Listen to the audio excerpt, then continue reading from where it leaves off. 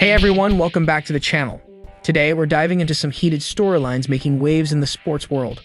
The buzz around Caitlyn Clark's interaction with Christie Sides. In a surprising turn of events, Carini abandons her Olympic fight. Simone Biles Historic Win. WNBA can be worth $1 billion, Dawn Staley credits Caitlyn Clark. Stephen A. Smith responds to Dawn Staley on Caitlyn Clark's absence. WNBA legend reveals the truth behind Caitlyn Clark's absence from the Olympics. So let's dive in. Caitlyn Clark's viral interaction with Christie Sides prompts new wave of speculation. She's not the one. Caitlyn Clark and Christie Sides have experienced a roller coaster first season together in the WNBA. Clark, a standout from the NCAA hockey's and the top pick in April's WNBA draft, despite a rocky start, shone brightly by starting in the league's All-Star game in Phoenix.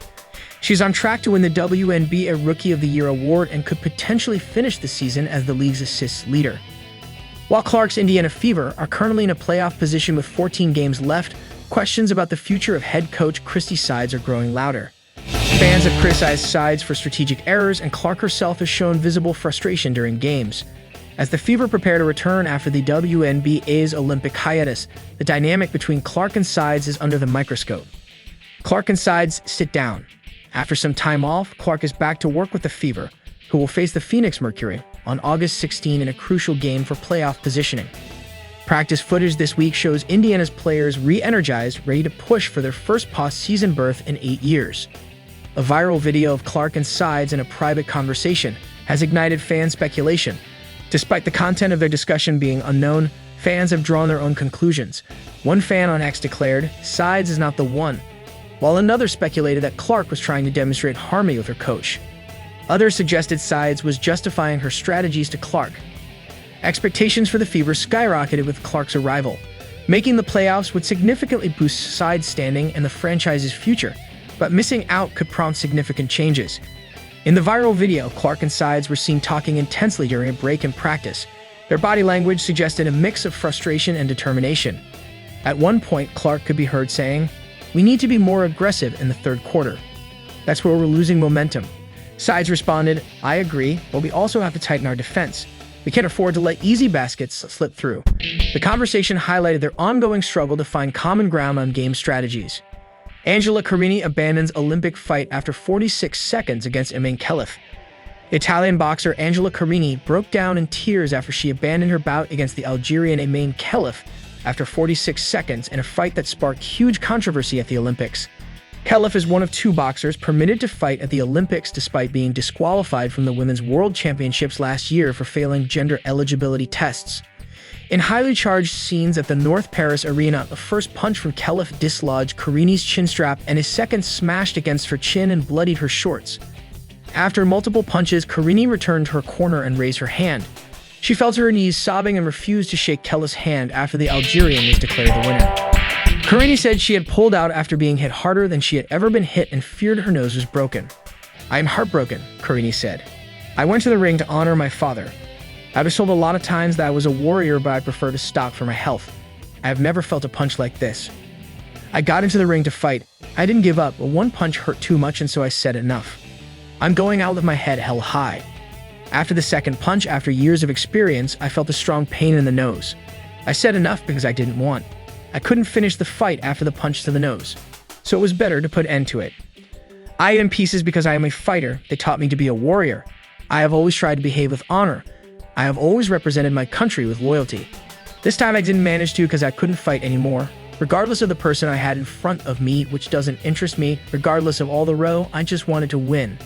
I wanted to face the person that I had in front of me and to fight."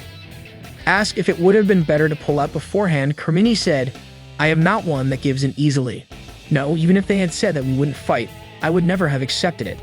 I have a warrior's mentality. This time I didn't manage. I felt too much pain on my nose.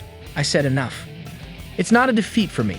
For me, if you go in the ring, you have already won, regardless of everything else. I'm not here to judge." Simone Biles makes history with second all-around Olympic gymnastics title. 8 years after her first, Simone Biles, in a tense Olympic all-around final, trailed Brazil's Rebeca Andrade and Algeria's Caitlyn Clark after 2 rotations. Following a rare mistake on the uneven bars, Biles refocused with the help of Sunisa Lee and reassurance from her husband, Jonathan Owens. Despite the pressure, Biles, at 27, showcased her incredible talent and mental fortitude, making history by winning her second all-around Olympic gymnastics title. Her perseverance and skill continue to redefine what gymnasts can achieve and for how long. During a brief exchange with her coach after the uneven bars, Biles said, "I can't believe I made that mistake. I never do that." Her coach responded, "It's okay, Simone.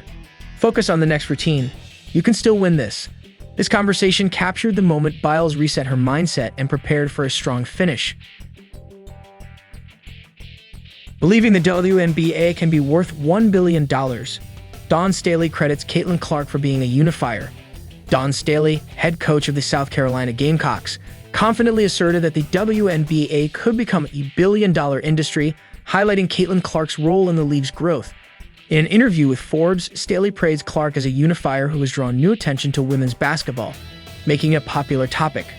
Staley's comments reflect the league's ongoing development and the growing recognition of its potential. Discussions about the WNBA's media deal potentially quadrupling to over $200 million per year post-2025 underline the league's expanding market and popularity. "I think sometimes you need a unifier," Staley said. "I think Caitlyn Clark has done a tremendous job of being that person that people want to see. She's brought a different set of eyeballs into our game." Well, I think sometimes you need a unifier. I think Caitlyn Clark has done a tremendous job at being that person that people want to see. And it is the young, the old, she's brought a different set of eyeballs on our game. Now we're being talked about on talk radio, all the talk shows, all the podcasts.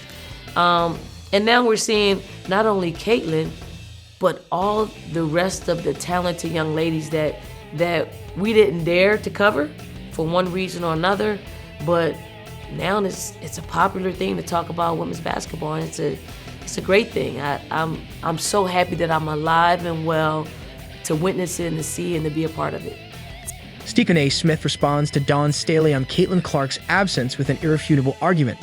The USA women's basketball team began their 2024 Olympic journey with a commanding 102-76 win over Japan, but the game had the lowest attendance among the opening women's basketball matches in Paris. NBA analyst Stephen A. Smith criticized the decision to exclude Caitlyn Clark and Angel Reese from the roster, arguing their inclusion could have boosted attendance. Smith highlighted Clark's significant viewership draw and her impact on women's basketball, both during her college career and in the WNBA. He presented data showing the Fever's high attendance and the record viewership for this year's WNBA All-Star Game, reinforcing the importance of star players in attracting fans. Team USA's win over Japan only drew 13,040 fans, the lowest attended game among the opening 6 matchups in group play, Smith noted. The presence of Caitlyn Clark and Angel Reese would have packed the stands for Team USA.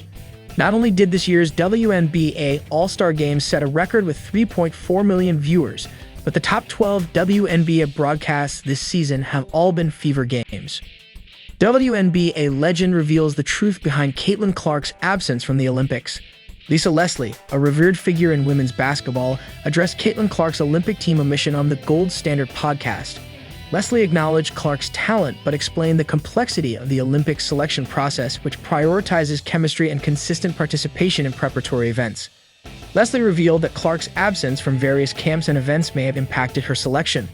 The committee's adherence to specific rules and standards meant that even highly successful players like Clark need to fulfill these criteria to make the Olympic team. The Olympic Committee has a tough job, Leslie explained.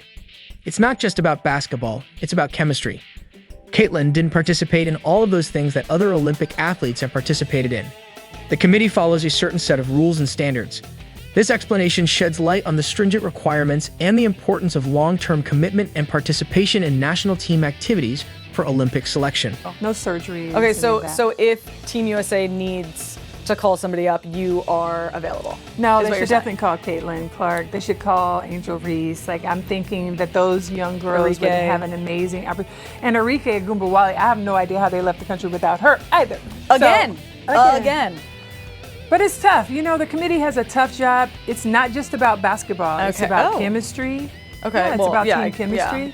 I was like, what is it about? It's astrology? No, but it's about sometimes the players showing up for different camps that, you know, build up to the Olympics. Okay. There's a lot of things that go into it. So the Olympic Committee has a huge job, and it's not just about talent. This Olympic committee, selection committee for basketball. Yeah. Who